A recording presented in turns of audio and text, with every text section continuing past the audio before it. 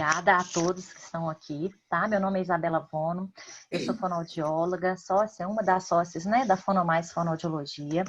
E como nós temos realizado, né, todo mês uma live sobre alguns assuntos diversos que né, são de interesse da nossa classe, da sociedade de forma geral. E esse mês, em comemoração ao Agosto Dourado, nós propusemos, né, fazer essa live, esse bate-papo sobre o aleitamento materno. Então, como o nosso objetivo sempre é a questão de promoção de saúde, prevenção, a gente quis dar a nossa contribuição de apoio, né, a essa causa que é o aleitamento materno. Eu achei muito interessante, porque foi uma curiosidade minha, e eu acho que para vocês deve ser muito comum, porque eu fiquei me questionando por que dourado, né? A gente vê aí as cores, aí eu achei muito interessante, né? Gostaria de reforçar e abrir dessa maneira, justamente para falar da preciosidade que é o leite materno. Então, assim, por se considerar a base da vida, ou se não, como se diz assim, a importância do alimento nessa fase inicial como um fator que enriqueça e que favoreça, né, todo o desenvolvimento infantil, tanto de vínculo, tanto quanto metabólico, né? Então, eu achei interessante reforçar essa questão do padrão ouro, né, do dourado, representar o leite materno em relação a isso. Antes de mais nada, né, gostaria de agradecer a presença, né, de Camila Ramos, Camila Dantas, Dani. Gostaria de apresentá-las inicialmente e depois a gente quebra o protocolo, tá? Então, a Camila Dantas, para quem não a conhece, ela é doutoranda em Ciências Fonoaudiológicas, né, pela UFMG, consultora em amamentação, é fono da Prefeitura aqui de Belo Horizonte e é sócia da Clínica Consulta Saúde. Em sociedade, né, com a Camila Ramos, que também é mestre, fonoaudióloga e, né, especialista e com uma expertise sensacional em relação ao atendimento especializado na alimentação infantil. E a Dani, fonoaudióloga, também doutoranda, né, em ciências fonoaudiológicas, pós-graduada em motricidade orofacial, e agora com mais um carimbo aí, que é mãe da Giovana e da Priscila, né, duas gêmeas aí que recém-saídas do forno, que além de todo conhecimento técnico, vai conseguir abordar conosco um pouco a gente vai tentar conciliar tanto, né, a parte técnica, teórica, que a gente idealiza para o aleitamento, quanto a realidade do fator ansiedade, do fator frustrações, do fator dificuldades, né, que é o aleitamento materno. Então, gostaria de dar boas-vindas a todas vocês, agradecer por participar conosco. É um tema extremamente importante, que gera muita dúvida, que requer conhecimento, que tem muitos mitos, que tem muitas verdades, que tem muitas adaptações, que tem muitas possibilidades, mas que exige realmente um acompanhamento, um profissionalismo, um empenho, né, tanto da mãe quanto do contexto familiar todo. Então, eu vou estar acompanhando o chat aqui, as dúvidas. As colocações eu pediria que realmente fossem realizadas inicialmente pelo chat para eu estar anotando, e a gente está tentando organizar aí uma linha de raciocínio quanto a isso. E a gente vai complementando as informações, vamos deixar fluir aí conforme as necessidades, e eu acredito que vai ser muito proveitoso para todos. Então, assim, o que a gente poderia... vamos começar falando da importância do aleitamento materno? Quem pode abrir para a gente, falando um pouquinho sobre isso? Eu acho que a gente podia ouvir a mamãe, né? Primeiro, né? Oh, que bucha. Dani, desafiador demais amamentar dois, hein? Um já é difícil, imagina dois. A gente e um já é difícil, dois, e o tanto que se ouve, né, Dani, sobre isso, né, de gerar uma criança, gerar duas, e as ansiedades, e tudo que vai além de ser só né, de ser peito e boca de bebê, né, que vai muito mais além, né, uma dimensão muito maior. né? Ao invés de alternar as mamas, ela alterna as crianças. É bem isso aí, Isa. Mas, gente, se vocês quiserem, eu posso contar um pouquinho da minha história, né, do que aconteceu e de como que está sendo, né? Bem, as meninas hoje estão com 3 meses e alguns dias. Elas nasceram de parto normal, com 37 semanas e um dia. Quando elas nasceram, né, foi tudo bem, o parto foi muito bacana. E após 24 horas de nascidas, a Giovana foi diagnosticada com transposição dos grandes vasos. E ela foi operada, né, dessa cirurgia, uma cirurgia cardíaca grave, é uma doença grave, né? E é uma cirurgia de grande porte, que, né, ela, graças a Deus, ela traz a cura, mas, ao mesmo tempo, tinha a chance dela não sobreviver. Nesse inteirinho, a Priscila estava comigo, né? E antes disso tudo acontecer, eu não fiquei sabendo desse diagnóstico durante a gravidez, e eu hoje agradeço muito, porque eu acredito que eu não chegaria no parto normal, ou nas 37 semanas, não sei. E quando, né, vamos dizer assim, para a chegada delas, eu me preparei fazendo alguns cursos. Uma amiga, né, uma grande amiga minha, ela é consultora de amamentação, então ela me ajudou muito. Eu fiz um curso com ela também sobre cuidados com o bebê, pegas para gêmeos, essas coisas me ajudaram. E aí, enquanto a Giovana esteve na UTI, ela ficou 15 dias e eu não pude amamentá-la porque ela estava baixo peso, elas nasceram baixo peso. Eu mantive a pega ideal para os gêmeos com a Priscila. Então, eu consegui manter a amamentação da Priscila no peito até a chegada da Giovana. E quando a Giovana, na verdade, estava já prestes para alta, já mais, né, tranquila, deu tudo certo, graças a Deus, a cirurgia foi um sucesso, ela, né, começou a desmamar de tudo que é muito rápido, né, ela não chegou nem a ficar 24 horas entubada.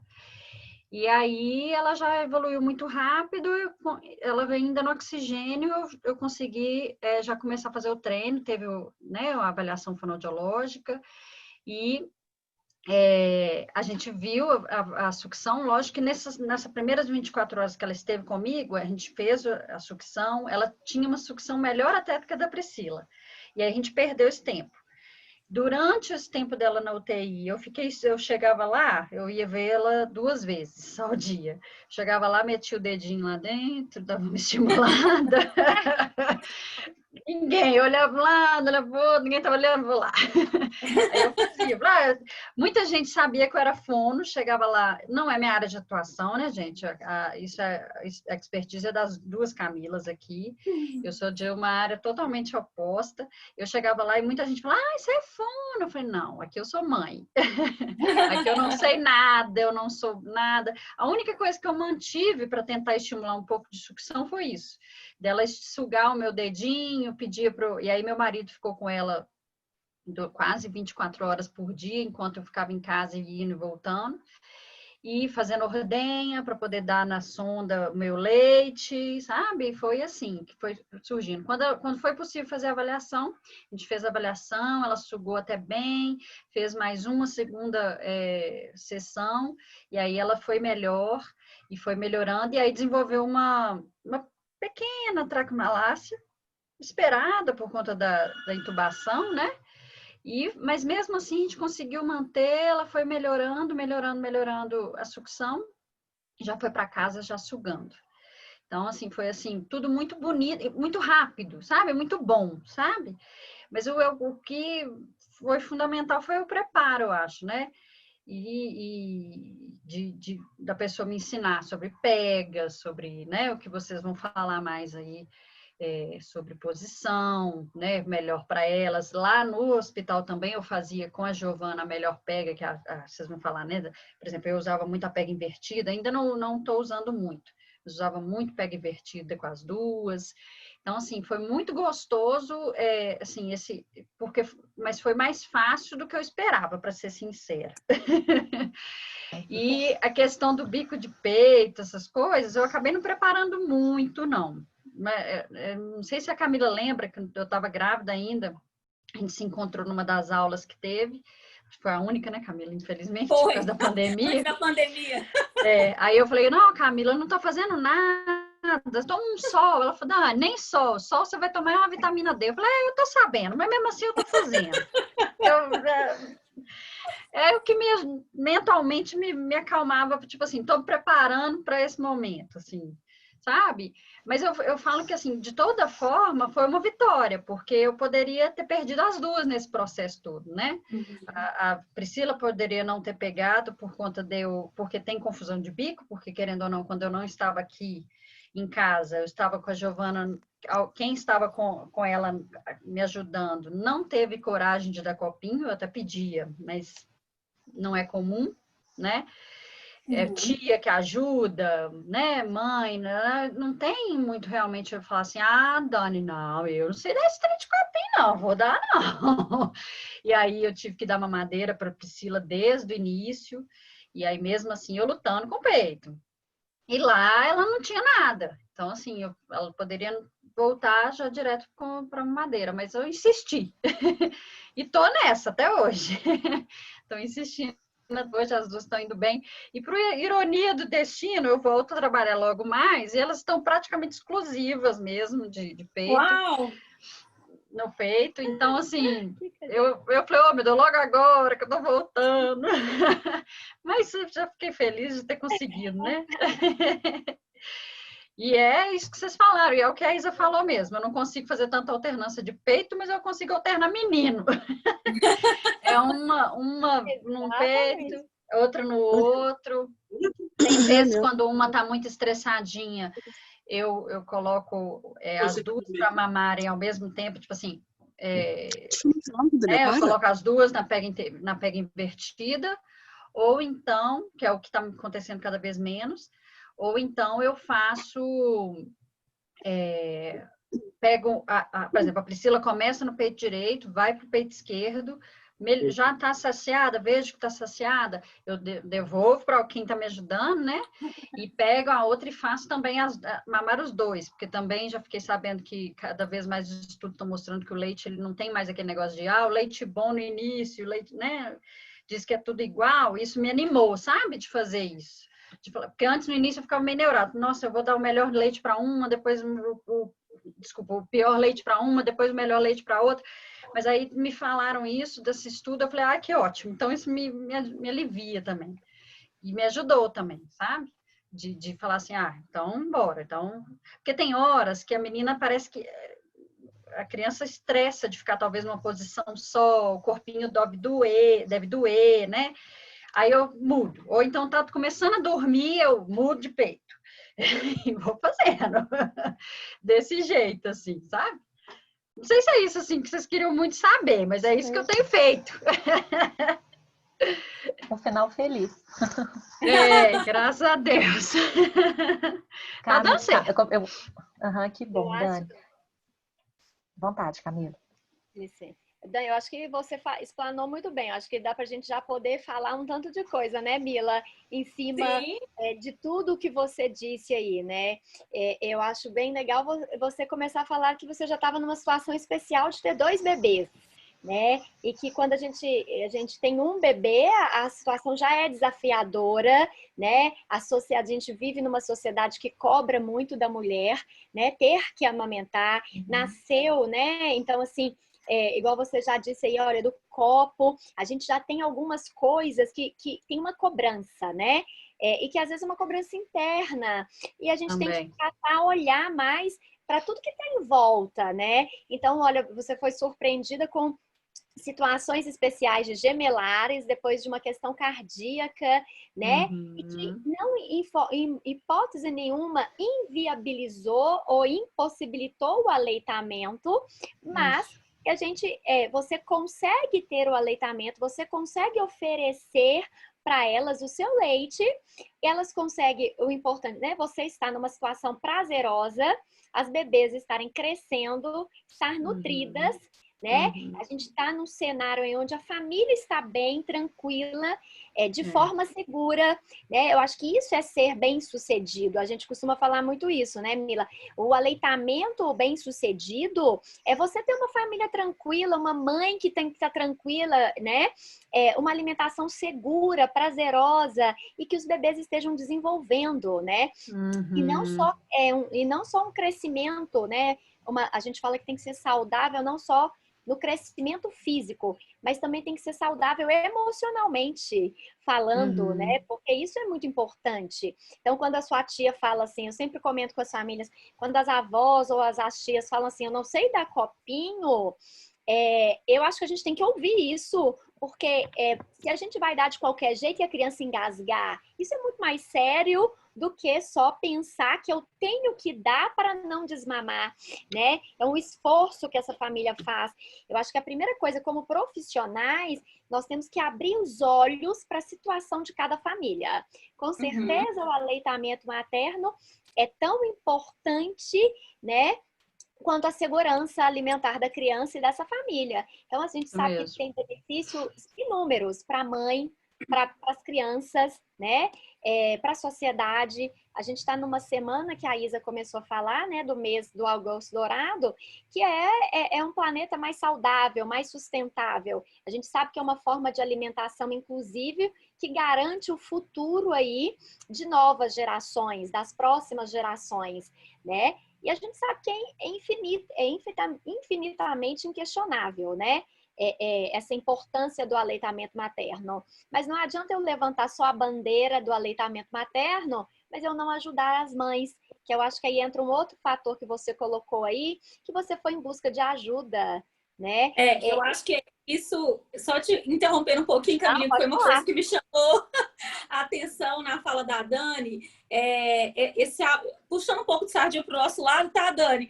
A importância de estar bem acompanhada por um profissional capacitado para te ajudar nesse momento. Eu não falo não só a rede de apoio profissional, mas a importância também da rede de apoio familiar, né? Principalmente num contexto de gemelares, né? Que, como a Camilinha disse, é muito mais desafiador, né?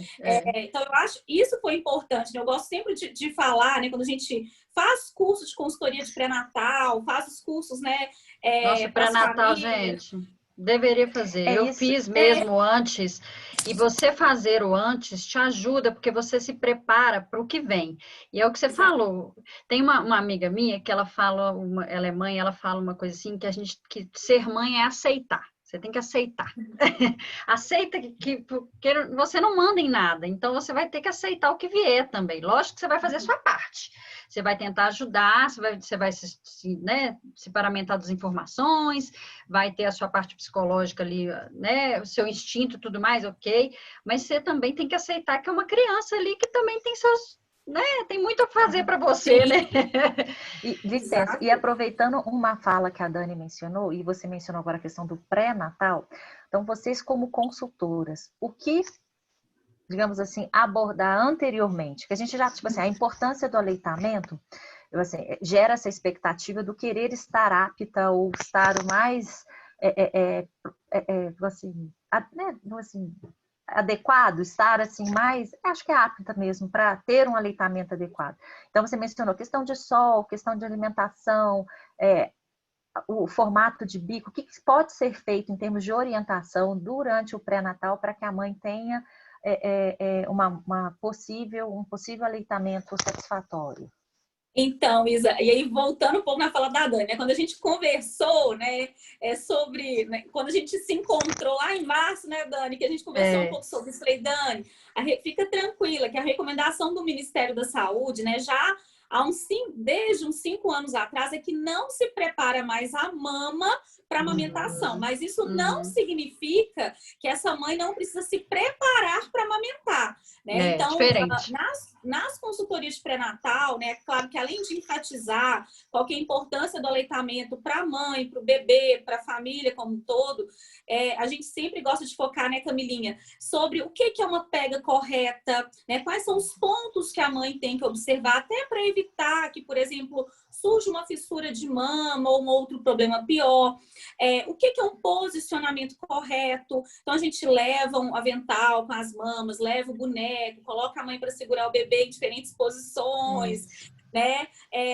Simula lá como é que é a troca de fralda, né? Os cuidados básicos com o bebê. Isso é ótimo. A gente conversa um pouco sobre os testes que esse bebê vai fazer logo após o nascimento, né? Ele fala um pouco também do teste da linguinha, do teste da orelhinha, né? E uma coisa que eu sempre gosto de fazer nessa consultoria de pré-natal é trazer a família para participar desse momento, né? Não só o pai, a mãe, a avó, quem vai cuidar dessa criança, para a gente levar essa informação, né, de qualidade, correta e com base nas evidências científicas para a família toda. Né, Camilinha? Você quer complementar alguma coisa aí? Não, e eu acho que exatamente, né, acrescentando o que a Mila está dizendo, é que no pré-natal a gente oferece informação, né, para a família, é uma informação de qualidade, que é igual o corpo dela já, o primeiro passo para poder, que ela sempre pergunta, eu acho que a pergunta que a gente mais ouve no pré-natal é: o que eu faço para ter leite? Né? E é o corpo se prepara, né? Essa primeira fase é hormonal. Então, ali o hormônio placentário, então ter o bebê, no seu caso, ou os bebês ali, né? Então, o corpo já está preparando. E eu sempre digo assim, olha, nos cursos a gente não vai simular a realidade, porque a realidade vai chegar quando o grande bebê, né? O bebê chegar ali. A gente vai tentar dar uma informação e uma noção de como é. E mostrar que depois, eu sempre brinco, não é pecado ter ajuda depois, né? É essencial. Tem que ter. Tem que ter. E a ajuda, igual a gente gosta muito, né, nos cursos de pré-natal, falar, ter informação e passar essa informação até para a rede de apoio que vai nos ajudar, para as nossas tias, para as nossas avós, né? E até assim, para as sogras, para as mães que vão chegar ali para ter uma informação daquilo que a pessoa realmente precisa ter. Então, o melhor... No meu caso foi assim, eu levei minha mãe e meu marido.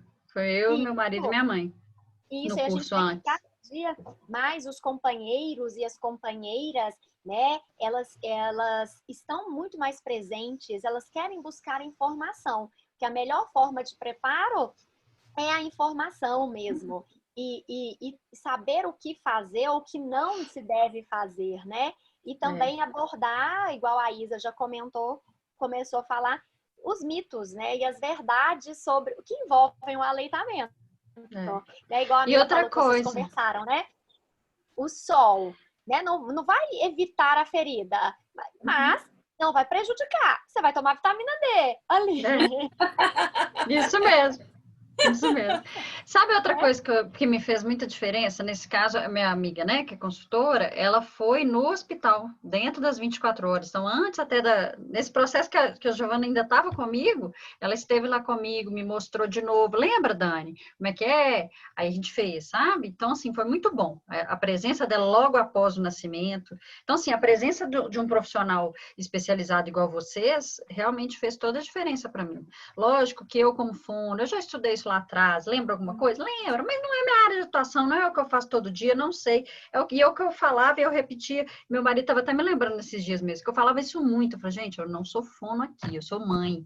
Eu não lembro, minha memória tá uma bosta, eu tô cheia de hormônio, eu não tô dormindo, meu parto demorou, eu fiquei a noite inteira em trabalho de parto, eu não tô lembrando de nada. Então, assim, não tem nada disso, não. Pode me falar, me relembra, né? Eu sou mãe. E eu escutava muito de todo mundo que vinha, e principalmente essa minha amiga consultora. Então, foi muito... E eu penso assim, são momentos... Desculpa, você pode concluir seu raciocínio. Mas é rapidinho. Eu falo assim, são momentos únicos que a gente se cobra, né, para cada mamada, digamos assim. Só que é um somatório que, junto com o cansaço, com a noite mal dormida, com a fralda, que com a cólica, que vai gerando todo um, assim, a mesma forma que você se posiciona adequadamente, de repente você já não tem mais até aquela força de se posicionar bem, de você quase dormir em cima do bebê. Então, acho que são alguns fatores que complicam, que geram essa ansiedade. Um dia eu até mencionei com a Dani antes, que eu falei que acho que o sonho de toda mãe era ter peito transparente. A gente vai, será que tá saindo? Porque suga, tá se esforçando. E de repente vem a mãe ou vem o pai e fala assim, você não amamentou direito, ele tá com fome.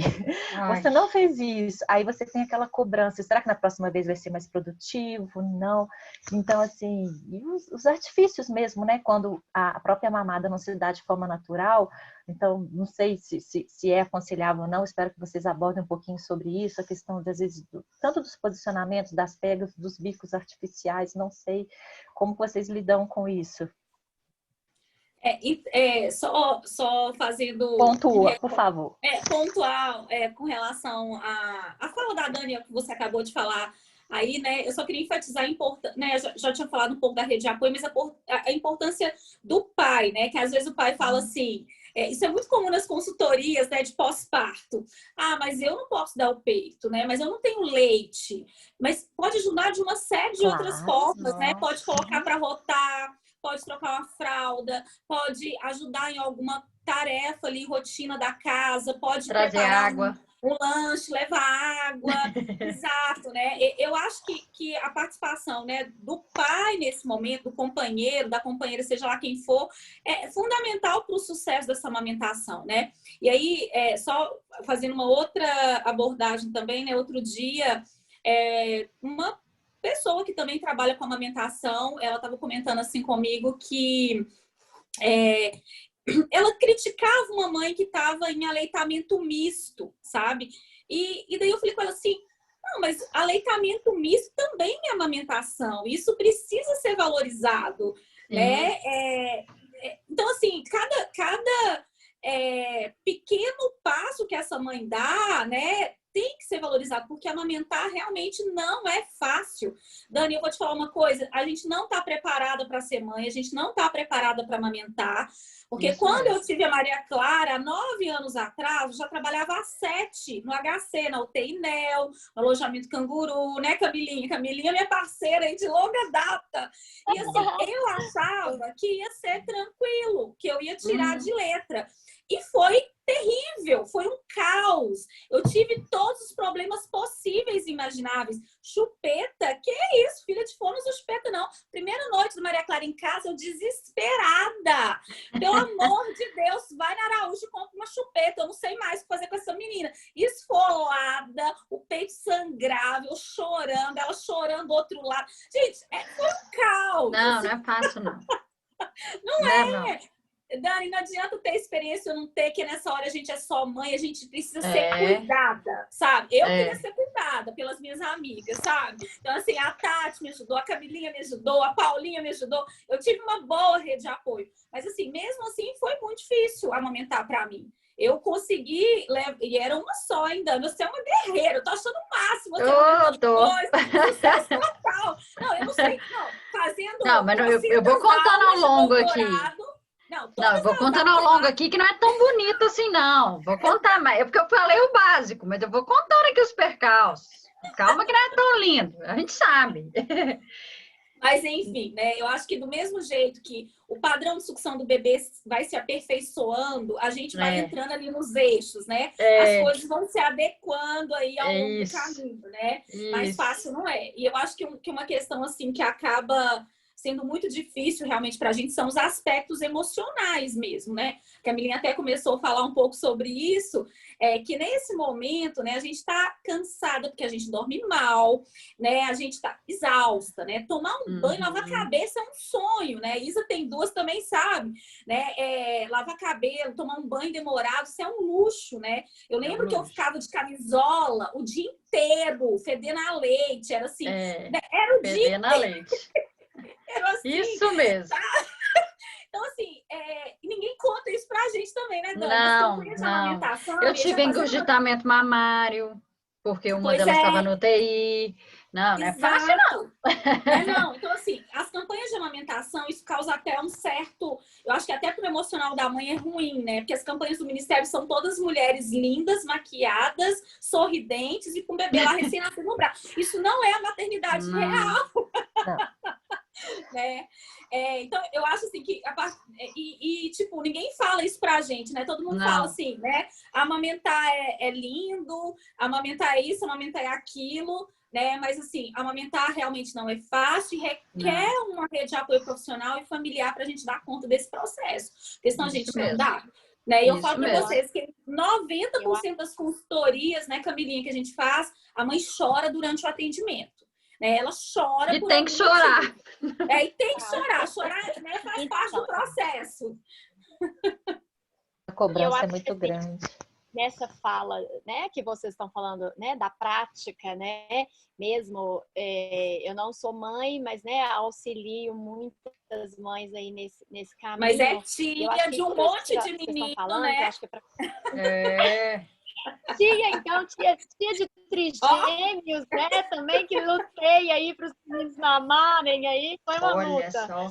Enfim, e aí eu sempre acho, né, que eu acho que é importante só para a gente linkar para quem está ouvindo, né, que cerca de 70% das mulheres, elas vão passar por um processo que é o blues do parto, né, que é o baby blue, né, que ela vai ter os sentimentos dela ali abalados mesmo, porque é uma dança de hormônios, né? Eu sempre brinco, vai ter uma dança de hormônios. Então, a Dani pontuou muito bem, né? Olha, eu tive um trabalho de parto, né? Foram horas, e até quem fez a cesárea tem o corpo ali, teve um bebê, ele colocou para fora ali um bebê, há mudanças, a gente está tendo uma diminuição do hormônio placentário, e aí a gente está tendo aí descida desse hormônio, e estamos tendo mais o que? Ocitocina, prolactina subindo. Isso é muita transformação. O sistema hipofisário, né? A hipófise e o hipotálamo estão trabalhando muito. Então, isso vai mexer muito com os sentimentos da mãe. Insegurança, medo, ansiedade, vai ser vontade de chorar.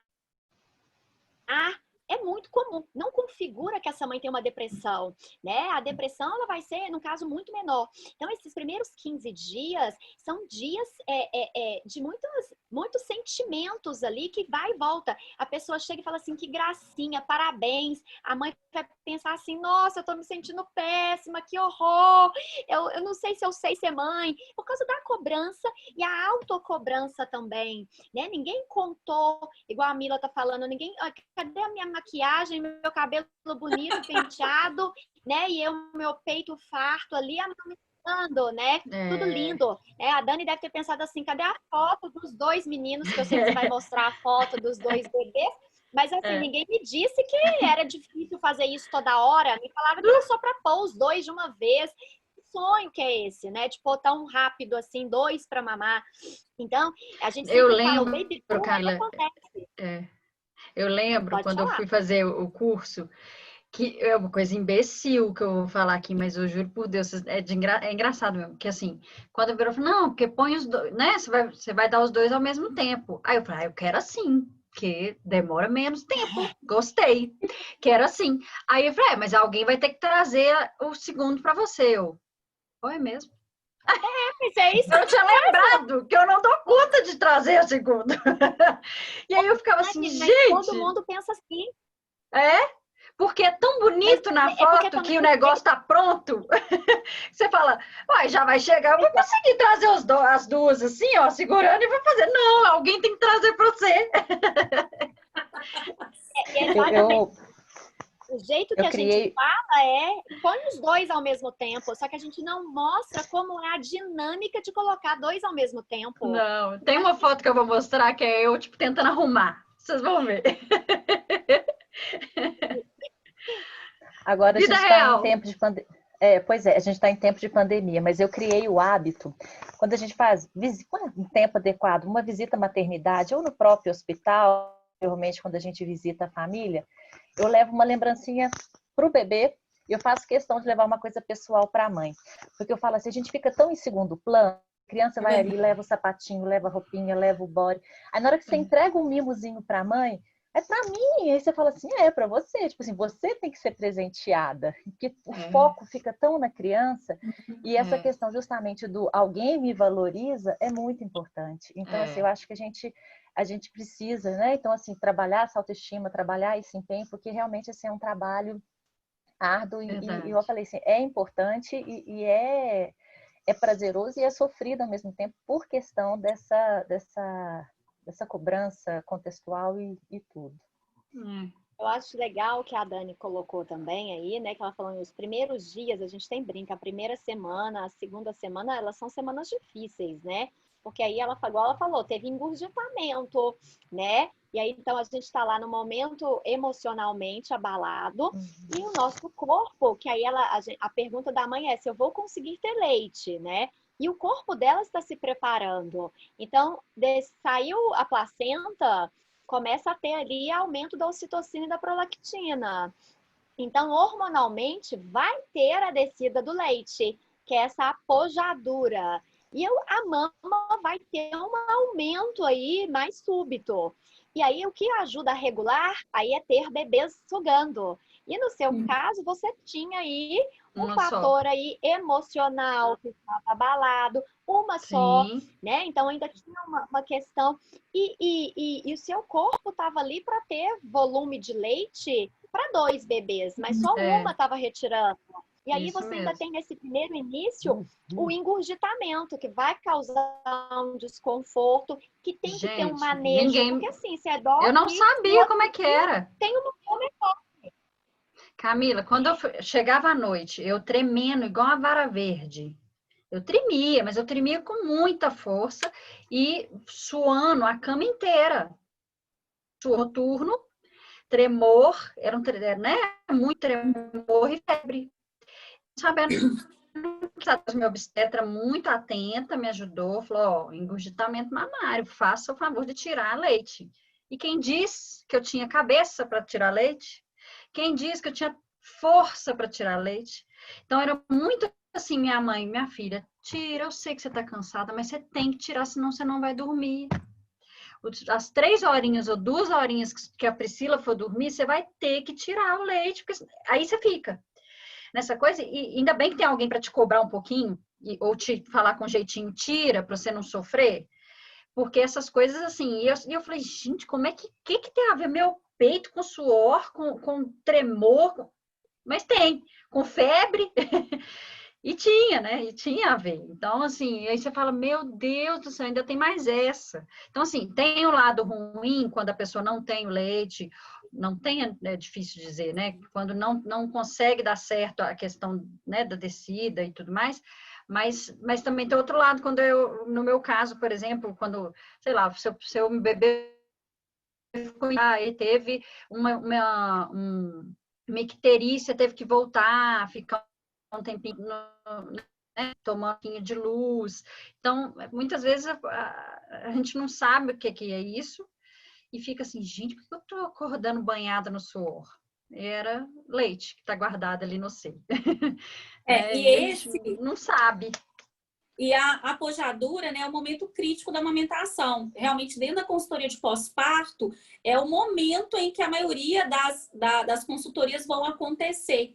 Né? E o manejo adequado dessa situação é importantíssimo, até para que essa mãe não evolua para uma mastite, por exemplo. Né? Isso mesmo. Então, assim, também não. Aí você falou assim, esvaziar. Você, Dani, é fono, né? Tem conhecimento, é da área. Agora, você imagina uma mãe leiga que não tem uma formação na área da saúde. Você tem que ordenhar a mama. Porque às vezes o profissional do hospital fala isso para a mãe, mas não ensina como. E aí, às vezes, ela vai fazer errado, vai usar uma ordenhadeira elétrica e vai evoluir para uma fissura mamária ou para um problema pior. Então, assim, tem que fazer? Então, tem que ir lá, faz para ela ver como é que é. Avalia ela fazendo para ver se está tudo ok, né? E explicar também que essa ordenha é uma ordenha de alívio, né? Não é uma ordenha para estimular a produção de leite. Porque se ela ficar estimulando demais aquela mama, ela vai produzir mais leite ainda, né? Então, isso tem que ser orientado de forma correta, né? Daí a importância de um profissional também dentro da maternidade que esteja capacitado, porque isso é um problema que a gente costuma ver por aí. Infelizmente, né, a maioria dos profissionais que estão dentro da maternidade não tem uma formação, né? Às vezes uma formação muito antiga na área de amamentação e acabam não dando essa orientação adequada, acabam não manejando adequadamente a situação. E quando a mãe chega em casa, já está ali às vezes um problema grave instaurado e às vezes ela não dá conta de seguir ali amamentando e acaba desmamando precocemente, né? Então é muita responsabilidade de quem está lá na maternidade estar atualizado e fazer esse manejo adequado para que os problemas, né, para que essa mãe não evolua para uma situação pior. Né? Isso mesmo, com certeza. Gente, eu pedi, uma amiga pediu, não foi meu caso, eu não tive fissura, mas uma amiga pediu para falar sobre fissura. Quando der, assim, a gente aborda. Hoje eu posso começar falando e Camilinha, né, continua aí, amiga. Tranquilo. Hoje em dia, né, a gente está aí no boom da laser terapia, né? Eu só queria fazer abrir um parênteses para falar um pouco sobre isso, né? A laser terapia, a fotobiomodulação, né, que é o termo correto da gente utilizar aí, não é a solução para todos os problemas, né? A gente tem que... Não adianta nada só aplicar laser em mama se eu não sei nada de manejo clínico. Né? A gente tem que entender o que está causando aquela fissura ali, intervir na causa do problema. O laser é só um recurso coadjuvante que vai acelerar o processo de regeneração, né? Então, pode ter um monte de coisa ali acontecendo. Então, se eu não sei manejar, se eu não sei avaliar, se eu não entendo nada de amamentação, essa mãe vai jogar o dinheiro dela fora e ela vai virar para você e vai falar assim, não, esse negócio de laser não adianta nada. Porque toda vez que meu bebê vai mamar, machuca de novo a minha mama, né? E eu acho que uma vantagem da fonoaudiologia no que diz respeito à amamentação, é o nosso conhecimento sobre o sistema estomatognático. Porque aí realmente eu acho que a gente sai na frente com relação a outras profissões, né? Eu também acho. Sobre a questão da fissura, eu concordo. E eu acho que assim, é importante pensar, então, que o laser seria um dos recursos para poder fazer a cicatrização. O que é a causa? Eu acho que a mãe tem que pensar isso. O que pode causar a fissura? Né? Então, a gente estava falando aí do engurgitamento, né? Quando a gente tem uma mama que está muito cheia, né? Isso vai impedir que o bebê faça uma boa pega e vai impedir também uma boa extração. Então, ele acaba que a pega, ela vai ser uma pega que vai ser dificultada. E aí o bebê vai acabar mordendo, né? Então, quando ele vai fazendo essa mordida, vai gerar aí, pode gerar as feridas. Então, basta uma única vez que essa mãe coloca esse bebê nessa mama engurgitada, muito dura, se o bebê não tiver, ele não vai conseguir ter uma boa maleabilidade ali. Então, isso já vai gerar uma ferida. E aí, depois, para cicatrizar essa ferida, vai ser mais difícil, porque ele vai estar ali na sucção. Então, uma mama macia é importante. Então, não colocar numa mama muito cheia. O shaker, né? É isso, o profissional que vai atender ali tem que ensinar a mãe a fazer uma massagem, ensinar a mãe a tirar o excesso desse leite, fazer o shake, né? Para poder, que é um movimento como se fosse de milkshake mesmo. Meu marido ficava brincando assim, chegava com uma, vem cá, milkshake, minha filha. Que eu ficava lá, balançando tudo. Facilita a saída de leite, né? Então, outro fator, verificar o frênulo de língua do bebê. Um dos fatores muito comuns de fissura mamária é a alteração no frênulo de língua, né? Então, a gente vai ter fatores ali da mama engurgitada, do frênulo de língua. A gente vai ter um fator que é a própria pega incorreta mesmo. Um bebê que esteja mais afastado da mãe, né? Do que um bebê. Então, a gente precisa manter esse bebê mais próximo mesmo do corpo da mãe para favorecer a pega. A gente vai precisar também de ter um bebê que esteja bem alinhado, né? Que garanta aí. Então, aqui tem bebês que ficam com a cabecinha virada para a mãe e a barriga para cima, né? Nesse primeiro, né? Os primeiros 30 dias, 40 dias, a gente precisa de um bebê bem alinhadinho, bem retinho, Para quê? Para garantir uma boa pega e uma boa proximidade, para garantir, então, que evite as feridas, que evite as fissuras. Então, é bem complexo isso, né? Então, a gente pensar que o que é melhor para a fissura? É não tê-las. Então, como a gente não vai ter, garantindo uma mama macia, uma proximidade, um frênulo de língua adequado, e a gente vai ter também ter que retirar esse bebê, né? Então, não é tirar o bebê de qualquer jeito. Ou o bebê, ele desprende da mama, soltando aí a pressão, ou a gente introduz um pouquinho o dedo, ou vai fazendo assim, para o bebê abrir a boca e entrar um pouco de ar ali, só para tirar o vácuo e não causar essa pressão. E a gente sabe que a região da mama é uma região muito sensível, né? Principalmente aqui em Minas, onde a gente não tem praia, não é hábito rotineiro as mulheres fazerem topless, né? Então, é uma região que não tem ali muita... Se você for falar assim, olha, o sol ajuda, né, a fortalecer. Não passa bucha. Tudo isso é um mito. A gente vai precisar do bebê sugando. E o bebê suga forte. Então, é uma região elástica e que não tem muito atrito, não é comum. E aí, o que acontece? Vai ser mais propício mesmo se eu tiver uma mama engurgitada, um frênulo de língua alterado, uma pega que não está bem adequada, ter feridas. E aí, Mila, eu acho que é legal a gente, já que está falando da pega, do alinhamento, a gente fala da importância do posicionamento também, né?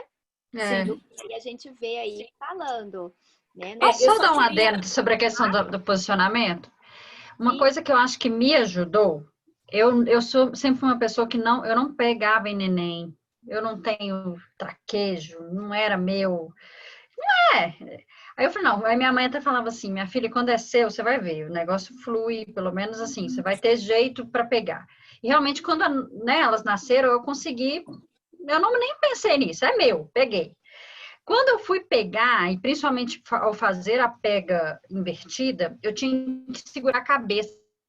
E quando eu segurava a cabeça, isso me ajudava tanto na pega, porque eu fazia o movimento na cabeça, e muitas vezes as mães, que talvez não têm medo de ficar pegando na cabeça, e sei lá, né? Vai quebrar, vai entortar, né? Porque é frágil mesmo, né? E aí, quando você pega na cabeça, eu acho foi o que, pensando hoje, acho que pensando para fazer a live, para ser sincera, porque foi meio que lógico que na pega invertida foi orientada a você pegar na cabecinha da criança, mas pensando hoje, que isso me ajudou muito também, de não ter medo de pegar nela, na cabecinha e acoplar, e eu fazer o processo, né, dela pegar direitinho, e eu posicionar a cabecinha do jeito que tem que colocar, né, porque tem muito medo, né, a gente fica com medo mesmo, a mãe tem medo de quebrar o neném, né.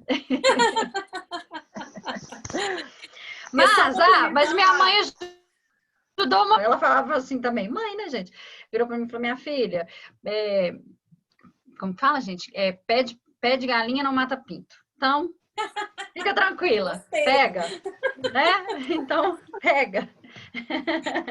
Só complementando a fala da Camilinha aí, né? Uma outra situação também que pode, às vezes, acabar causando fissura de mama são aquelas mães que fizeram cirurgias mamárias, né? Acaba entrando numa situação de pega incorreta, tá?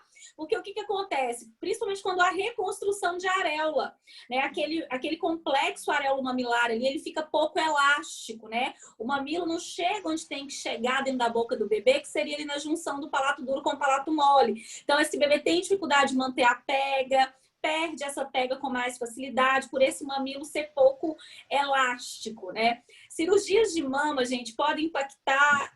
eu até brinco com as mães que às vezes, né, pretendem ter filho. Falam assim, gente, tenham todos os filhos que vocês quiserem ter primeiro, depois mexe nos peitos, né? Porque, gente, cair vai cair mesmo. A ação da gravidade é infalível. Não é o menino cair que vai mamar no peito e que vai fazer o peito cair, não. Né? E a gente vê, às vezes, na prática, tanto problema por conta do raio da cirurgia de mama, assim, com relação à amamentação. E ainda tem cirurgião plástico hoje em dia que fala assim, não, garanto que você vai amamentar. Não tem como garantir nada. A gente tem que esperar aquele bebê nascer e ver como é que vai ser aquele ajuste motor oral ali da boca do bebê com complexo areolamilar para ver se as coisas vão fluir. Né? É mais a redução, Camilinha? Então, a redução é pior. Quando é cirurgia redutora, o impacto costuma ser maior, até porque muitas vezes não tira só, não remove só tecido adiposo, né? Acaba removendo também glândula mamária. Então, a mãe pode entrar assim, resultar numa hipogalactia mesmo. Mas quando tem essa reconstrução de areola, o problema ali é a remoção de ductos também ali naquela região ali da areola. Então, às vezes, a mãe até tem leite, produz, mas não tem para onde drenar. E não é nem só um nem dois casos, né, Camilinha, que a gente já entendeu que a mãe tem que acabar tomando medicação para secar o leite, porque não drena o leite que produz. Então, assim, é um problema sério, né? E as evidências científicas, elas mostram que as mães submetidas a cirurgias de mama, elas têm um risco muito maior de evoluir para um desmame precoce e evoluir para o aleitamento artificial, né? Então, a gente vê isso também claramente na prática. Eu fiz cirurgia. Na verdade, eu não retirei, eu aumentei. Há Você muitos silicone, anos. né? Por silicone, mas é muito menos o impacto, né? Foi pela areola? Foi pela... Não. Então, o problema maior é quando esse silicone ele é colocado pela areola, né? Quando ele é Isso colocado mesmo. por baixo ou pela axila, o impacto costuma ser menor mesmo, né? E o impacto na época, maior o meu são cirurgião as cirurgias explicou. Na época, ele explicou. A areola eu não indico por conta da questão da amamentação, assim, ainda é nova, você vai ter filhos, então... Aí até eu fiz por baixo. Tem até um estudo recente, né? Bem atual, até falando de que mulheres que fizeram cirurgias de mama há alguns anos, há uma chance desses ductos se reconstituírem. Eu li isso outro dia e fiquei super surpresa, achei uma novidade, porque eu nunca tinha ouvido falar sobre isso. Mas, assim, é um estudo só, não é um estudo muito robusto, né? A gente, assim, questiona um pouco a metodologia, mas Entendi. quem sabe, né? Vamos ver, vamos esperar outros estudos surgirem aí para ver se realmente isso é possível, né? Tem que tentar. Se a Não, mãe quiser, se ela quer isso, ela tem que tentar, né? Lógico, claro. Pessoal, o chat está quietinho aqui, mas se dos presentes alguém quiser fazer alguma pergunta, alguma consideração, tanto como profissional, ou como mãe, ou como né? O familiar que participa de alguma situação, vocês ficam à vontade, tá? Está fluindo super bem, estou adorando. Porque 3 fonos conversando, a gente vai linkando as coisas, o negócio vai fluir. Pois mas aí eu acho assim, a experiência prática é teoria associada, então assim, está sendo muito válido, porque... A Camila ia falar do posicionamento. Sim. Você quer comentar, Camilinha? Eu tô até com a Valentina aqui, você quer... Posso pegar ela aqui. Pode pegar. E a Dani também tem foto, eu acho que é legal. A gente finaliza. Assim, a Valentina nos acompanha nos nossos cursos de consultoria. Gente, ajuda demais. Tem que fazer, gente. Dica de mãe, gente. Não sou fono aqui. Façam, pelo amor de Deus. Quem está escutando a gente, faz. Mãe que vai ter menino, faz. Coloca uns pezinhos na panturrilha dela também na hora da prática, tá? Não, e assim, essa é a Valentina e a Clarinha que nos doou, né, Camilinha? Exatamente. Ela deu uma para mim e deu uma para Camilinha, pra gente levar para os cursos de consultoria de alimentação. É ótimo. Então, assim, vamos falar rapidinho. Ajudam a gente, né? Clarinha ajuda a gente. Eu acho que é legal. Eu vou só falar uma coisa, eu acho que é legal a gente sempre pensar que antigamente, né, que a gente vai falar que o aleitamento é sempre atualizado. A gente sempre falava assim, a mulher tem que estar sentada, né, bem reta, com os pés apoiados. E a mulher acabou de sair de uma cesárea e a gente queria que ela estivesse linda, maravilhosa. Eu acho isso assim, isso há 10 anos atrás eu falava para todas as mães do alojamento conjunto que elas tinham que sentar. Hoje eu quero morrer porque eu falei isso, né? E a gente vê que é a posição mais confortável e é aquela que ela dá conta de fazer. O que a gente tem que pensar é que a gente tem que garantir, né, que essa mãe esteja confortável, que o bebê esteja bem apoiado, com a face, né, voltado para a mama, né? Aquela frase barriga com barriga, ela não existe mais. que a Mila vai até mostrar aí com a Valentina, e depois a gente vai ver umas fotos, né, que a Dani, eu vi que a Dani ia mostrar. Por exemplo, o bebê na posição invertida. Na posição invertida não existe barriga com barriga, né? Não, mas o que significa, né? Não estou falando que é errado. Estou falando que o significa barriga com barriga é você estar próximo, e o importante é que o bebê esteja alinhado, que foi aquilo que eu disse, de não estar com a barriga rodada para cima e o rosto para o lado. E ter apoio. A Dani disse muito bem, o apoio na cabeça. Apoio na cabeça, apoio no bumbum e apoio no pé, né? Então, assim, a minha formação é ser fono, mas eu sou mestre em engenharia mecânica. E aí, muita coisa, né? QI elevado. Não, aí a gente passa a ver tudo como uma máquina, mas que funciona fisiologicamente muito bem, porque você tem os principais apoios para dar função. Então, você tem pontos de apoio para uma mandíbula e para uma língua movimentar e extrair o leite. Então, você está dando apoio para uma parte do corpo que é móvel e de um bebê que ainda não consegue controlar isso. Então, a gente gerando um eixo, o bebê né? a mamar. Exatamente, é o eixo. Então, esse ponto de apoio, igual você fala, segura a cabeça, eu morro de orgulho quando eu ouço alguém falar isso. Porque você está alinhando e dando eixo, ajudando a funcionar bem. Então, o posicionamento, ele vai repercutir na sucção. Então, e o bebê, então, vai tirar leite. Aí, esse bebê tirando leite, ele consegue ganhar peso. As mães ficam felizes, todo mundo vai ficar feliz, porque o bebê vai crescer, né? Então, o posicionamento não é só para ficar confortável, vai garantir extração de leite. Então, bebê próximo, alinhado, apoio na cabeça, no glúteo, no pé. E também, né, esse bebê aí, o rosto voltado para a mama, a gente brinca, né, que são esses pontos básicos para um bom posicionamento. Agora, se isso vai ser na posição tradicional, invertida, cavaleiro, né, em pezinho, ou que a gente tem falado muito da laid back position, que a Mila vai mostrar aí, não importa, garantindo esses pontos, isso o posicionamento adequado, né, Mila? Exato. Então, olha só, vou demonstrar aqui com a Valentina.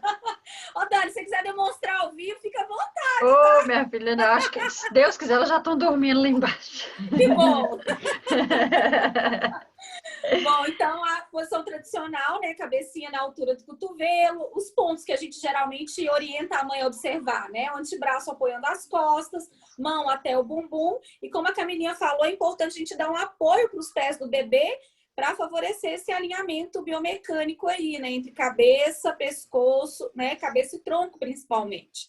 Né? Eu posso dar esse apoio no pé com a almofadinha? Porque eu fazia isso. Uma almofadinha, um rolinho, faz um rolinho com um cobertorzinho e põe só para esse bebê encontrar ali um limite, né? Inclusive, isso. Ele vai ficar mais organizado, né?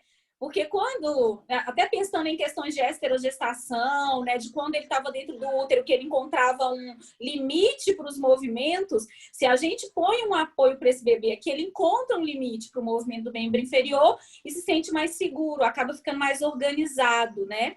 Na posição invertida, então, o corpo do bebê ele fica debaixo da axila da mãe.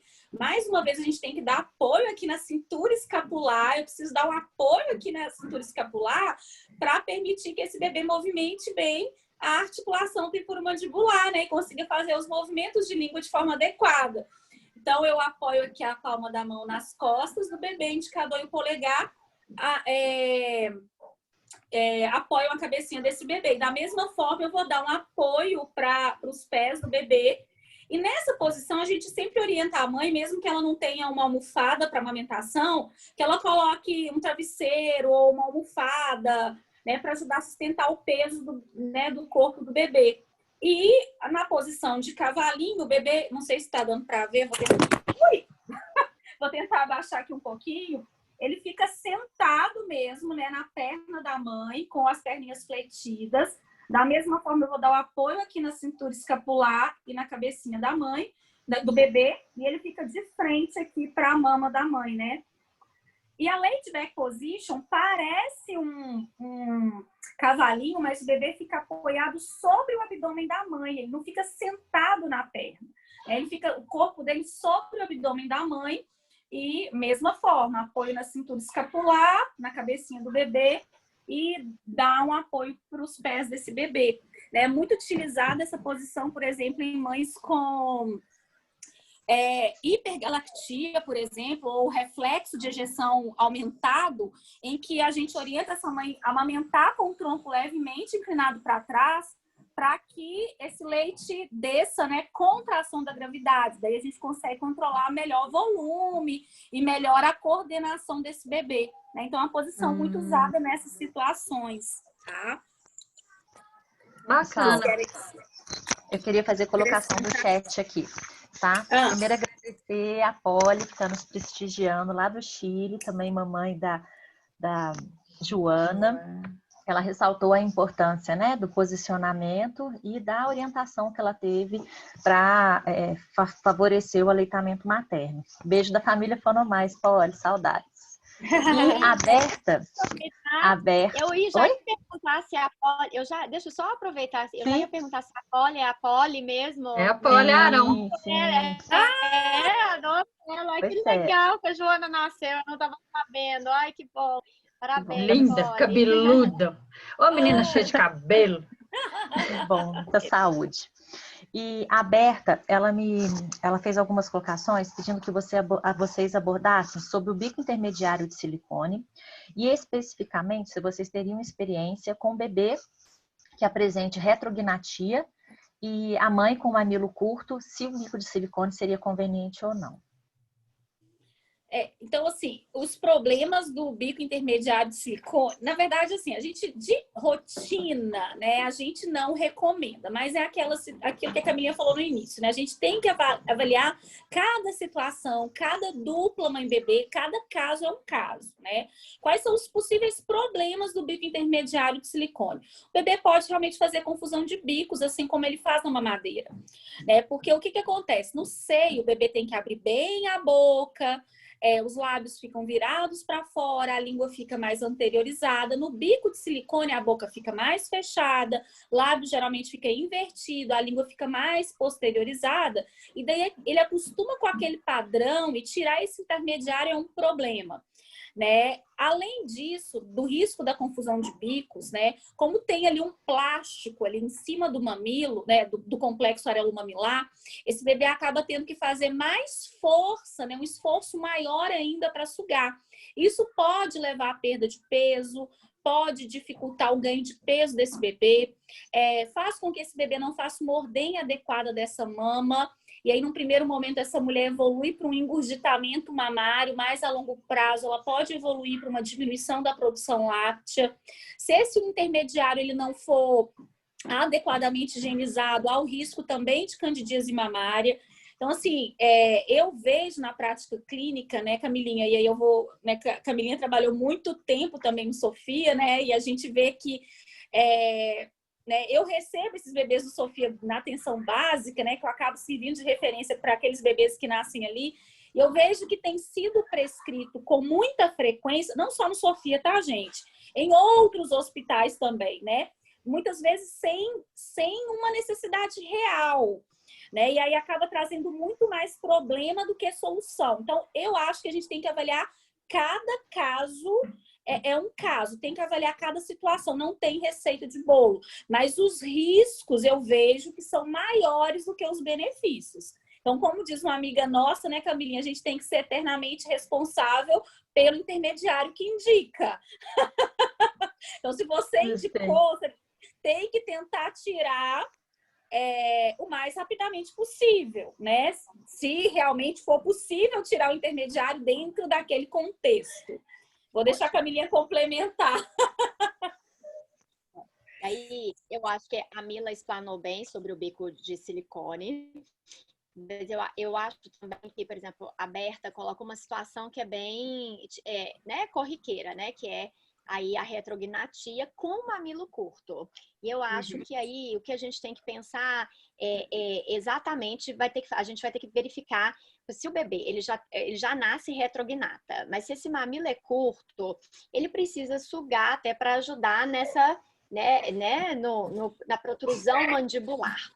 Então, eu acho que sim, vale muito a pena avaliar, né? Como é? Será que se a gente fizer uma prega, né, da mama ajudando, esse bebê vai conseguir manter a sucção? Se a pega, ele vai conseguir manter a pega, ou vai ficar aquela pega também, aquela pega que toda hora ele suga e solta, porque aí também vai ter impacto na extração de leite, né? Ele vai ter um impacto no crescimento crânio-facial. E aí, Berta, eu acho que é importante nesses casos, é o que a Camila falou, ter essa visão de, olha, vou avaliar com o bico intermediário e vou fazer uma observação. Então, essa é uma família que precisa ser acompanhada. Não pode só ser você indicar e virar as costas. Então, você vai ter que acompanhar esse bebê, uma mamada incompleta. E aí ver, olha, o bebê tá sugando, tá? Ele conseguiu manter a pega, mas tá tendo extração de leite. E aí, no intermediário, a gente consegue, na hora que sai, o bebê sai da mama, a gente consegue ver se precisar verificar se está sendo eficiente essa mamada, né? Então, eu sempre vou avaliar sem e depois eu vou avaliar colocando o intermediário para ver se foi positivo. Então, às vezes, eu já peguei mães que tinham um mamilo muito curto, um bebê com uma mandíbula mais retrognata, e às vezes eu fui avaliar o intermediário, mas não surtiu efeito. Mas já avaliei e deu certo. E aí, o que a gente faz? A gente acompanha e vai ver o momento que vai ser necessário fazer a retirada do intermediário. Então, eu acho que o intermediário, a gente precisa saber essa indicação. Então, avaliar com e sem para a gente ver o que vai ser melhor para esse bebê. E depois o momento de fazer a retirada, se vai ser possível fazer. Então, tem algumas situações que o intermediário pode até viabiliza o aleitamento e depois a gente consegue tirar. E vou ser bem sincera, tem mamilos que a gente não consegue retirar. E aí, a mamada, e vai dar certo. Às vezes eu tenho mães que ficam 6 meses amamentando com o intermediário, mas a gente foi acompanhando e o bebê tá crescendo, tá ficando, a mãe não tá tendo engurgitamento. E eu acho que assim, é um artifício que tem que ter, igual a Mila disse, bom senso. Não é indicar para todo mundo a Riveria, tem casos pontuais. E eu acho que esse aí é um caso que vale a pena uma avaliação sim, Berta, tá? Com acompanhamento. Então, acho que um acompanhamento profissional é bem importante nesses casos, tá? Meninas, nós teríamos assunto para mais tempo. Eu acho assim, né? Tem muita experiência, muita teoria, tem muita coisa para ser dita. Mas temos mamãe aí, né? Também que precisa descansar. Então, eu vou pedir para a Dani compartilhar, né? Ela nos presenteou também com algumas imagens das filhinhas dela. Só agradecendo de antemão, né? A presença da Camila, das Camila. Agora eu já percebi como é que eu vou identificar. A Camilinha, a Camila e a Dani, tá? A Valentina, pela preciosa participação também, muito válida. Muito obrigada mesmo, de coração, por esse tempinho que vocês se dedicaram a nós, tá? E acredito que foi muito válido. A gente tem a intenção de deixar, né, disponível a live para quem não pôde nos acompanhar agora ao vivo, em algum link lá no Instagram da Fonomais. Lembrá-las que nós estamos organizando também. Enquanto isso, Dani, eu já vou te transmitir aqui, tá? Que aí eu vou falando. Lembrar também que nós estamos organizando para setembro um curso sobre transtornos de espectro autista com a Flaviane Comes. Então, né, quem puder estar divulgando ou participando conosco vai ser muito interessante também. E vai ser uma série de pequenos cursos que nós estamos programando. Vem aí comunicação alternativa, vem aí Parkinson, Alzheimer, então estejam sempre conosco. E a questão agora da nossa novidade, né, que é o nosso canal no YouTube. Então, nos acompanhem, nos sigam por lá para a gente começar a atingir aí um número de seguidores suficientes para a gente poder divulgar também um pouco do nosso trabalho, um pouquinho dessa promoção de saúde para todos. Então, aí, ó, que delícia para a gente terminar a noite. Gente, essas são as minhas meninas, a de vermelhinho aí é a Priscila, a lourinha, e a moreninha de verde é a Giovana. Eu vou mostrar aqui algumas peguinhas, vou mostrar o que isso aqui é logo quando a Giovana chegou, essa a pega invertida, né, das duas. Não é fácil, tá? Você fica sem mão. Se coçar o nariz, alguém tem que coçar o nariz para você. Beber água, alguém tem que te dar na boca. Não é fácil, mas assim, era possível. Aconteceu mais vezes quando elas estavam menores. Mas eu consegui de alguma forma. Dá para ver, acho que a Camila pode até comentar melhor aí. A posição da Giovana está um pouco melhor do que a da Priscila. Né? A Priscila está com o corpinho mais voltado para cima. Olhada. Né? E não tá... Então, assim, era difícil eu ficar o tempo inteiro olhando, sempre eu precisava de ajuda para alguém me falar, tá tudo bem, não tá, né? E assim, não é tão fácil. Ajuda tipo, a diminuir talvez o tempinho, porque principalmente nesse início que elas mamam muito tempo, várias vezes, né? Te dá um descanso. A cara de cansado, ó. Essa fotinha aí mostra um pouquinho, tá vendo? Um pouquinho da peguinha. Né? Mais de perto, ó. Mesmo assim, a boquinha, tá vendo? A boquinha da Priscila tá mais fechadinha, né? Talvez eu tinha que mexer um pouquinho no lábio. E eu até hoje ainda faço, gente. Eu acho que pega uma coisa que não muda. Eu continuo ainda tentando, o tempo inteiro. Pegou um pouquinho errado, eu vou lá, puxo um labinho, abro um pouquinho e vou fazendo. Aí essa é outro tipo de pega também que a gente já fez, eu fazia menos, essa eu não gostei tanto, que é uma na posição, né, vamos dizer assim, que mais habitual e a outra na invertida. Então, assim, o outro também que eu sei, só que para mim tem horas que facilita, que é o uso desse sutiã. Mas eu uso. Me ajuda, facilita no dia a dia, então eu acabo usando. Não tanto, mas quando, né, eu preciso, eu uso ainda esse sutiã, porque muitas vezes pode realmente, né, fechar um pouquinho dos ductos, né, que me falaram. Aí vocês podem comentar também.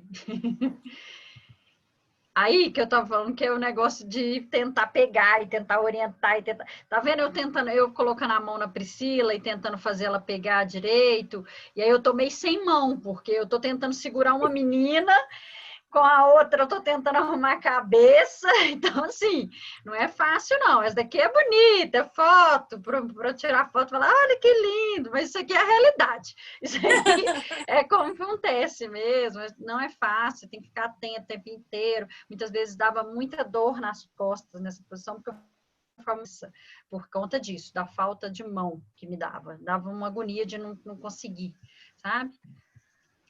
Aí, meu marido e eu, a gente fazia assim, é o que eu faço, né? Eu dou de mamar geralmente né, para uma e depois para outra. Então, mudou de neném aí. Então, é assim que acontece. E aí, muitas vezes eu uso top. Então, eu uso top mesmo, que aí eu tiro a mama para fora mesmo, para poder e me dar uma segurança da mama para ela não ficar tão solta. Foi uma das orientações também que eu recebi, sabe? Isso também são coisas bobas, gente, mas que ajudam, né? Sim. De não deixar a mama solta, essas coisinhas. Aí a gente tem esse acesso, né? Vai dando certo, você vai pegando jeito, e aí você consegue até tirar foto. Você começa a ficar mais tranquila. Fazer pose para foto.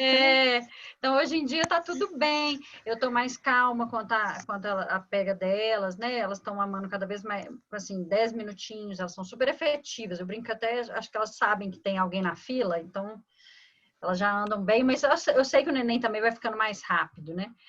E aí tem isso aí, essas carinhas gostosas, assim. Ou então essas brincadeiras de colocar a mão no bolso e ficar tudo bem. Você fala, tá até de mão no bolso, tá mamando numa boa. De boa. Tá de boa. Então, assim, não é fácil. Esses dias eu fui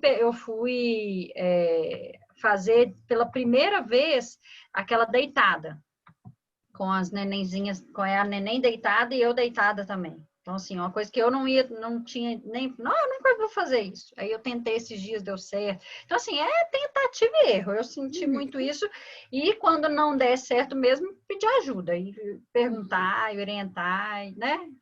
E se acalmar que der para você, deu, né? E eu queria deixar isso para todas as mães que estão vendo ou que vão ser mães, que vai ficar tudo bem, né? Sendo aleitamento materno exclusivo, sendo aleitamento misto, como é o meu caso, né? Como elas nasceram de baixo peso, a orientação que eu tive foi o tempo inteiro foi de complementar, até de todo mundo falar, não, elas vão ter hipoglicemia, principalmente a Priscila nasceu com 2.200, então assim, ela vai ficar hipoglicêmica, você tem que complementar, então assim, teve muita angústia, mas hoje em dia eu consigo. Hoje mesmo aconteceu isso, meu babá virou e falou assim, dá mamadeira, eu falei, não, eu tô com leite, tá aqui, ó, tem leite aqui, então hoje eu consigo falar, tem leite, pode deixar que eu dou.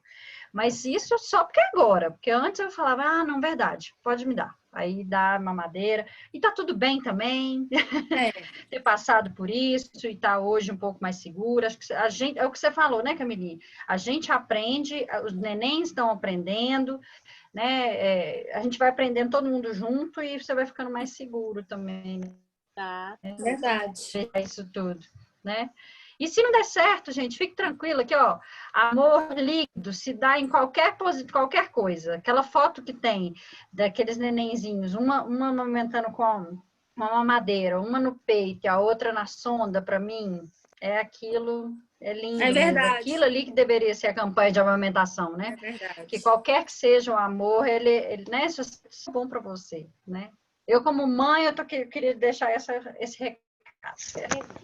Meninas, antes de finalizar, Dani, parabéns pelo empenho, as meninas são lindas, então, assim, Obrigada. muita saúde mesmo, viu? Não, é muito gostoso vê-las bem e todo esse carinho, toda essa dedicação que você tem com elas. Parabéns ao Lucas também, sei que ele tá, como papai, tá aqui online também conosco, viu? Obrigada, Lucas.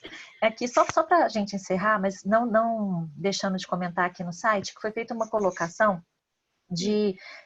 fazendo uma colocação de quando realmente não é possível o aleitamento materno e realmente a amamentação ela se dá exclusivamente, né, pela mamadeira, qual é a orientação que se deve dar, né, à mãe, qual que seria o que é esperado também em termos de desenvolvimento motor para a criança, a orientação para a mãe e aqui fazendo uma colocação a respeito de pessoas que aumentam o furo do bico da mamadeira ainda, para gravar um pouquinho mais essa situação. Só rapidinho, gente, só para não deixar essa então, questão assim, de lado. essa questão dos bicos artificiais, isso também é um dilema, né? Existem, na maioria dos estudos, na verdade, publicados, né? Mas aí tá falando, parece que a situação que o bebê não vai mamar no seio de forma nenhuma, né? Só na mamadeira, né? Uhum. A mamadeira, né, para um bebê recém-nascido, ela é um utensílio melhor do que o copo, porque no copo o bebê sorve, na mamadeira o bebê suga, né? Então seria... e tem a questão do copo também, né, que existe um risco de... como a Dani até comentou, né, da tia, eu não sei dar copo, porque realmente é difícil oferecer o copo da maneira correta. Né? A maneira correta é apoiar no lábio inferior, o bebê vem com a língua por cima, faz um canolamento da língua e vem sorvendo esse leite como se realmente fosse um gatinho bebendo leite. E aí o que a gente vê na maioria das pessoas é abaixa a língua e joga o copo. Então o bebê acaba incoordenando aquele volume, tem um risco de aspiração, esse leite cai para fora, então vai mais para fora do que para dentro. Então, realmente, assim, o copo ele é um método de transição, né? Quando a gente pensa nos bebês de UTI, da sonda para via oral. Né? Tem menos risco de desmame quando comparado ao seio, por exemplo, porque essa língua fica mais anteriorizada com a questão do seio. Mas não é o método mais fisiológico, né? Digamos assim. Mas a gente tem que pensar, por exemplo, se for uma mãe HIV positivo, que não vai amamentar de jeito nenhum, ela vai para mamadeira. Ela não vai oferecer nem copo, nem colher dosadora, né? A colher dosadora é um bom recurso ao copo, porque na colher dosadora a gente consegue controlar melhor o volume desse leite que vai ser oferecido pela criança, mas também tem que saber oferecer da maneira adequada, né?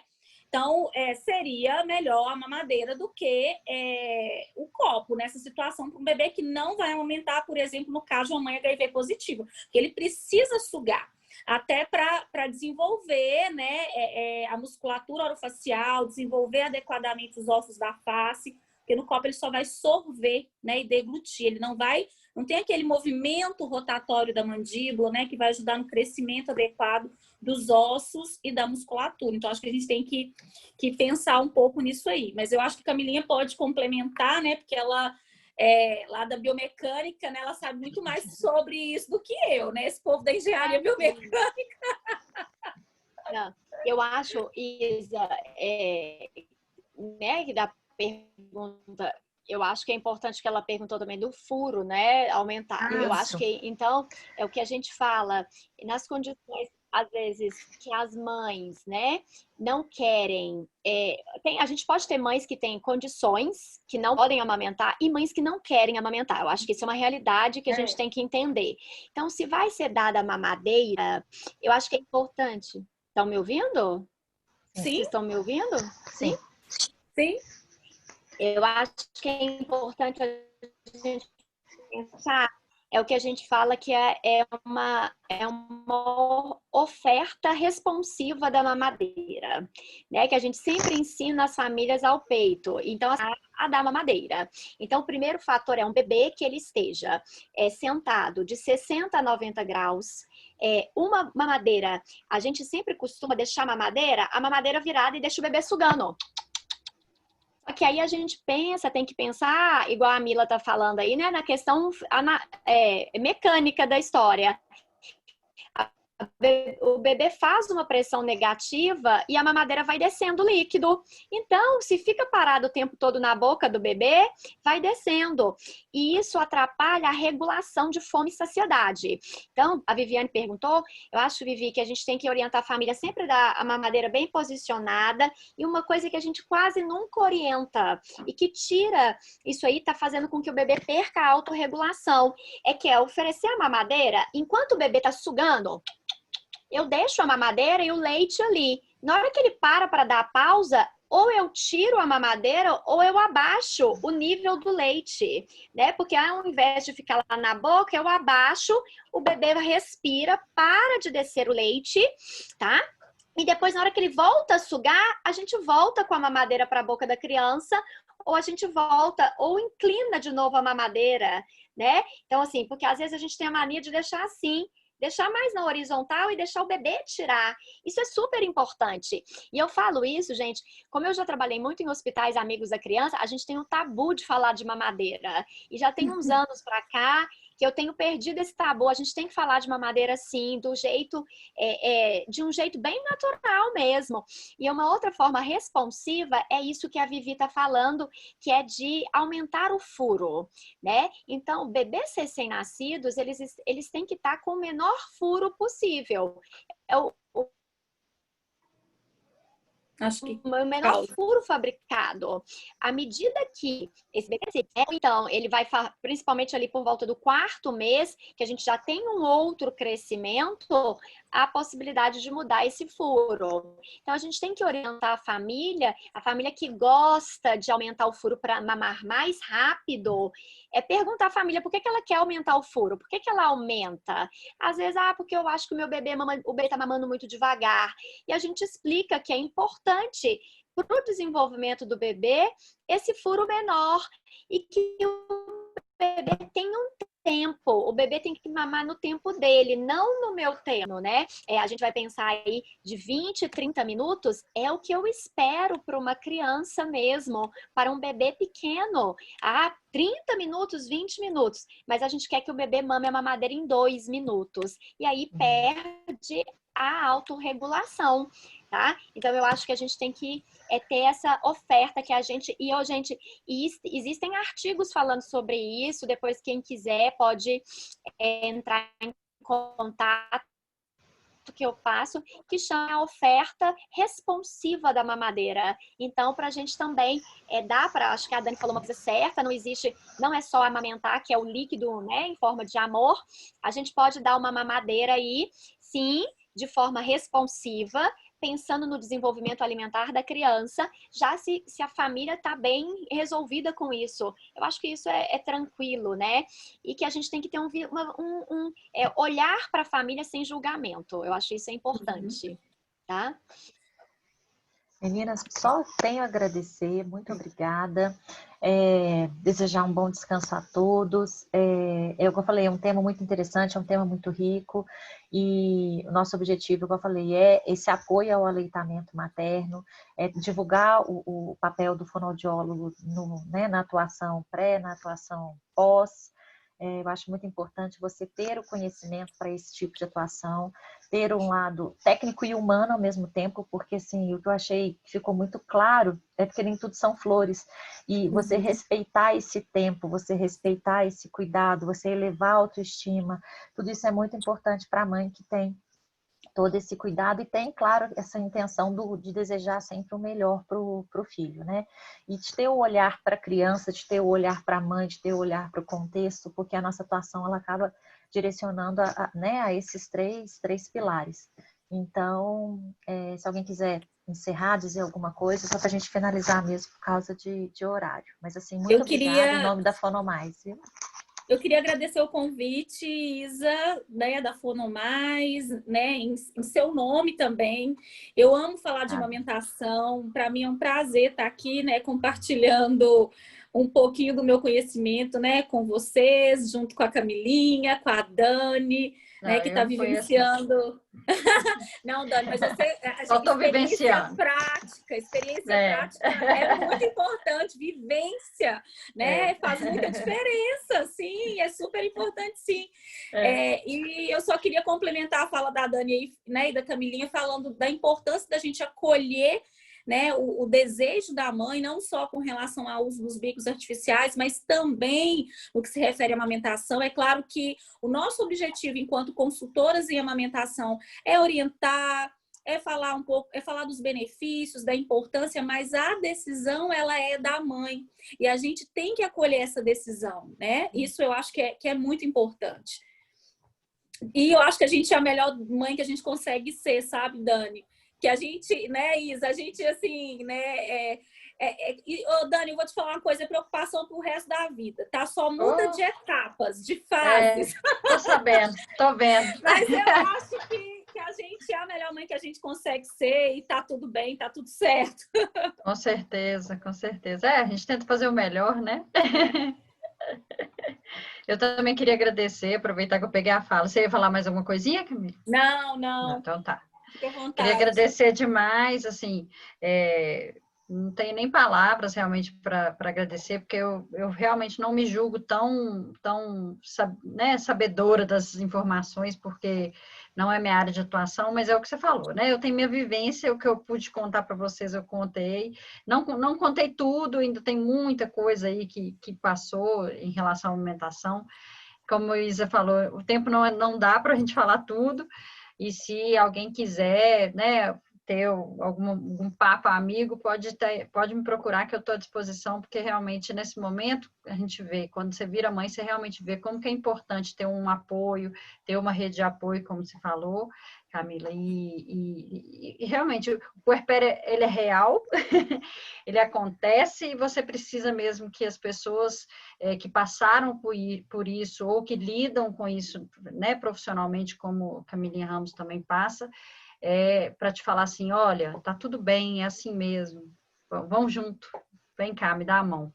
E eu espero que eu possa, né, tenha dado as mãos aqui, as minhas duas mãos, para quem precisar, né, nesse momento aí, futuro, precisado ou atual.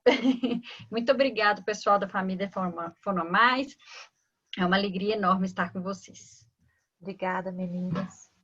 Obrigada, é uma honra receber esse convite e estar com vocês aqui. Muito obrigada mesmo, muito feliz por participar. Gente, eu que agradeço, viu? Em nome da Fono Mais, bom descanso a todas. Foi muito válido e a gente se encontra aí numa próxima experiência aí com outra live, tá bom? Beijo grande. Tchau, tchau para vocês.